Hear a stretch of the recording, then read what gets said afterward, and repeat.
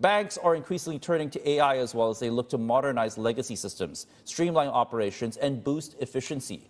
And riding that wave is banking software provider BusinessNext, which has raised $40 million in a Series C funding round, which is led by ServiceNow Ventures, valuing the company at about $700 million US. This investment also sees ServiceNow acquire about a 5% stake in the company as the two firms deepen their partnership to develop autonomous AI tools for the banking sector.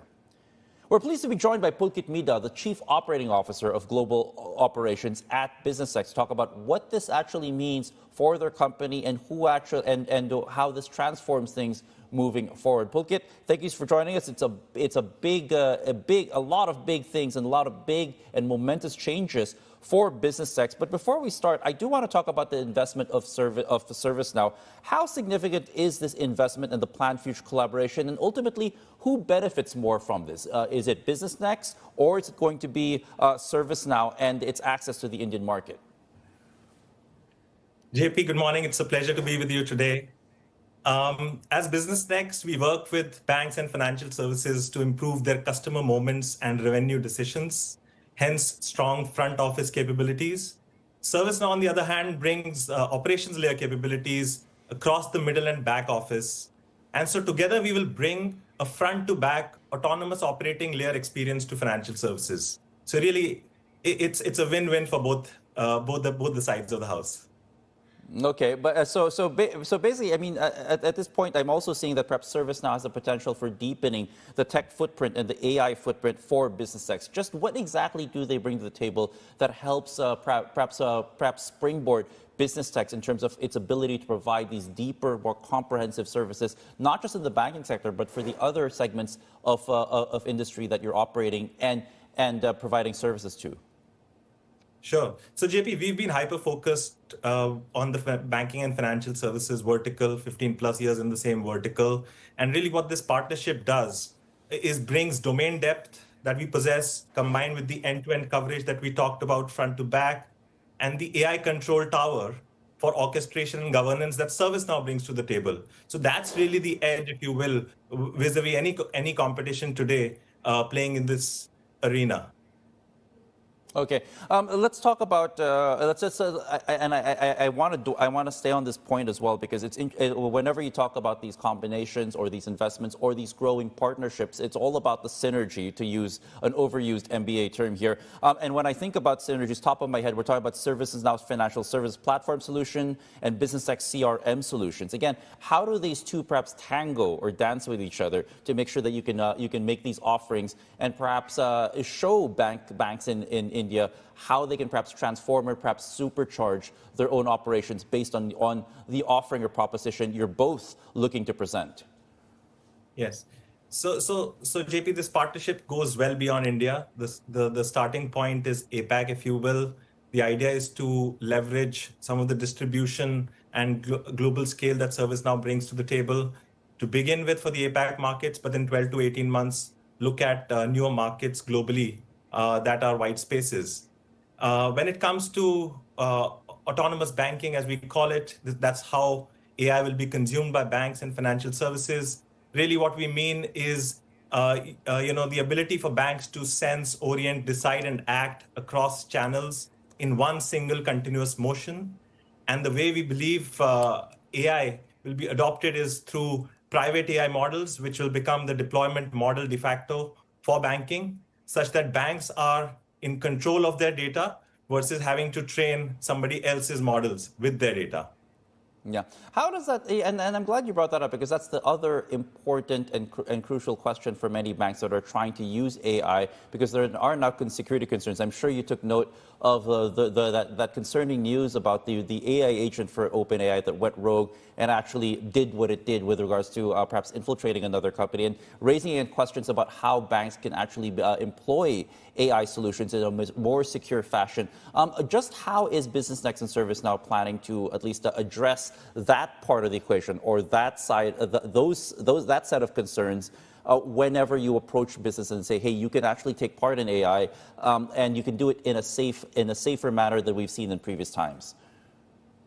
Hit the nail on the head, JP. I think that's top of the mind concern, especially for regulated industries like banking and financial services. the consumption of AI needs governance and safety. And that is where the AI control tower that I was referring to earlier comes into the picture to make sure incidents like the one you referred don't happen. That's where really the combination brings this to life very well. As you will be well aware, regulators are actually coming up with their own set of policies of how they want to operate. They want to give banks the ability to operate without AI as well, if they so need, through what they're calling kill switches, which means operate without AI when they feel a LLM may have gone rogue or an agent may have gone rogue, etc. So these are all constructs that are baked into the partnership to the AI control tower and the AI control services that both us and ServiceNow bring to the table. Yeah, talk to us about that kill switch idea, because this is starting to gain more traction and more conversation around it as well. Pulkit, what happens if a kill switch is triggered? Does that mean just a return back to the legacy or old way of doing things? Does that mean you have to create a contingency system behind it that's more legacy? Or is there an alternate tech solution that might be less AI dependent at the back that serves as perhaps one of those redundancy systems? Yeah, good point. So it's broken down at two levels. One is a master kill, if you will, which is a hard shut on any AI. So think Control Alt Del equivalent. However, there's also latitude saying, hey, I don't need the entire system to be shutting down, but specific agents have gone rogue. So it's not that you will revert to a pure play, traditional system. You will still continue to operate the agents that are still working, functioning well, but still be able to kill specifically. Think of them as ending specific tasks within your laptop, if you will. So that's how it'll interoperate vis-a-vis a master kill. Okay, Pulkit, let's talk about perhaps some of these near-term objectives, because now that you have a guiding objective, you have that partnership with ServiceNow at the moment. What are some of the near-term targets for the partnerships? There's sales, key clients, and perhaps possible market share that you'd like to at least ascertain or capture in perhaps the next 6 months or perhaps the next year or two? Yeah, so JP, this is built as a 3-year business plan, if you will, to begin with. The first phase of which is the next 12 months. There are 2 legs of investment. We as a deep IP company, domain-driven, vertical-centric, will be investing heavily into R&D to accelerate our product roadmap around autonomous banking capabilities. That's one. And the second piece is opening up new markets within APAC. So GTM spending combined with joint account planning, where we can go together to deliver 1 + 1 = 3 kind of outcomes for the customer. Okay, so Pulkit, this of course talks about a lot. This centers around discussions with regards to disruption. I wanted to bring in something that was one of our interviewees the other week actually brought up with regards to the partnership of BusinessNext and ServiceNow and its ability to disrupt and perhaps transform key industries like the BPO industry. This is Ray Wang from Constellation, who has talked to us about what this will mean for BPOs if AI is successful in perhaps augmenting or perhaps even disrupting this particular segment. Here's what he told us about what he thinks this means for BPOs. BPO is dead. It's going to software. There's no reason you should be at $100 million on BPO when that can be delivered by a $50 million capability in software. It's not about services becoming software. It's about an outcome-based pricing model that's revolutionizing this market. So we'll have BPOs. We'll have JVs, like what you were talking about here on the ServiceNow side. We're going to have insurance outcome-based pricing as people look at it, and we might even have some level of gain share. Pulkit, do you think that Ray is right there? And I ask that because of how significant the BPO sector is in India, and perhaps the current providers of services for banks that perhaps the likes of BusinessNext and ServiceNow might be wanting to disrupt, perhaps challenge as well. Do you think he's right? And if so, does that create is that the true opportunity for ServiceNow and BusinessNext? I think, look, fundamentally, we know that AI is set to disrupt all processes. The way we work, jobs to be done will need to be rethought. So I'm I'm in agreement with that piece, that part of this puzzle. However, I do feel that one of the things, for example, we're moving to is repivoting our skill set towards forward deployed engineers, which means skill set of people who are much closer to the customer, innovating closer in the customer context. Because remember, context is indeed king, while LLMs have got way smarter than perhaps we need today. But it's the context that is missing, and that is where reskilling of the workforce needs to happen around some of these customer-centric, context-driven kind of lays of land to make them more relevant in the new inflection point.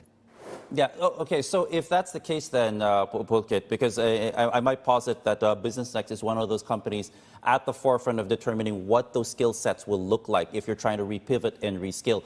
Just how different are those skill sets going to look like as compared to the old or perhaps legacy or traditional ways of providing these services? Just how different are the skill sets that the likes of BusinessNext or financial institutions will need from these providers as compared to what the BPOs of the past were providing? And just to give us a context on how that pivot or how difficult or easy that pivot might look like. So I think the good and the bad of it is knowledge is now fully available to everyone to consume. It's up to their learning capability to be able to consume it and internalize it and also implement it through some of these, agentic applications, agentic development applications that are available to us. I think the wedge for anyone reskilling themselves would be to go deeper into domain.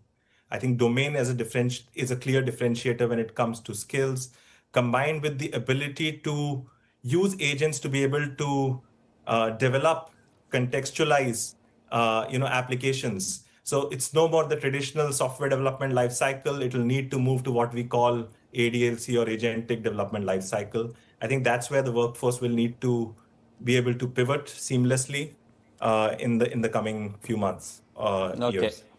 Yeah, and so with that, is it safe to assume that these life cycles will also be a lot quicker and faster because of the advent of AI? Is that something that developers and providers of these services like BusinessNext will have to prepare for in terms of how quickly they adopt, that the cycles will become months or weeks or rather than years? Absolutely. The compression is multi-factor. I think it's not an incremental change. And that's where the entire tech industry is clearly pivoting. And I see clear green shoots across the domain of providers, whether it is services, it's product companies, all of them are repivoting their workforce accordingly.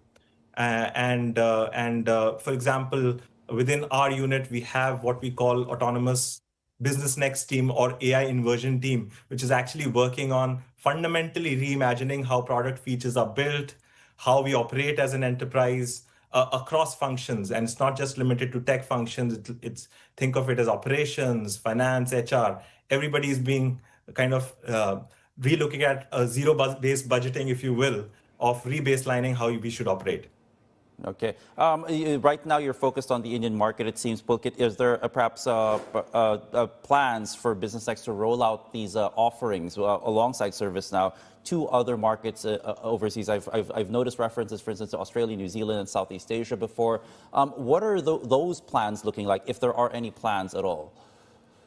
So, JP, currently about 50% of our revenue comes from India, but the remainder 50%, including the customer base, in terms of number of customers, is actually outside of India. US has been a market we've been opening up over the last 3 or 4 years, and we've kind of really found PMF there, replicating some of the new logo acquisitions, etc. So that's all underway.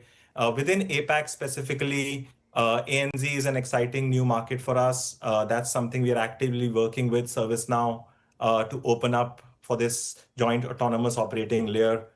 Kind of joint solutioning, if you will. So exciting times ahead when it comes to APAC and then hopefully global. And I'm just very curious, Pulkit, to round things off. We're talking about a successful fundraising, a lot of ambitious and lofty goals for BusinessNext alongside ServiceNow, and a lot of potential to tap into the Indian market. I wonder, though, is perhaps a public listing in the future for BusinessNext, or is this something that you'll probably put to the side before you accomplish more milestones? Yeah. So for us, JP, it was this is more than a fundraise. This is a strategic partnership getting cemented through funding, and that is why we focused on prioritizing a strategic partner as an investor over necessarily a pure play financial investor at this point. And really, from a top line perspective, we've been growing 30% CAGR over the last 5 years. So the goal immediately is to keep focusing on our operating metrics while maintaining profitability and being EBITDA positive, continuing to be EBITDA positive. And then IPO is a natural byproduct of sticking to our execution well over the next 24 months or so. So that's for a later conversation. All right, I had to ask Pulkit. Pulkit Midha from BusinessNext, COO of BusinessNext. Thank you so much for joining us today and being a good sport, answering all our questions about the partnership with ServiceNow, what this will mean for your new AI offerings, and what this will also mean for some of the sectors like the banking sector that we are planning to offer these services to, and how it might transform them in the future. Appreciate the time, sir, and we hope you have a good morning out there in India.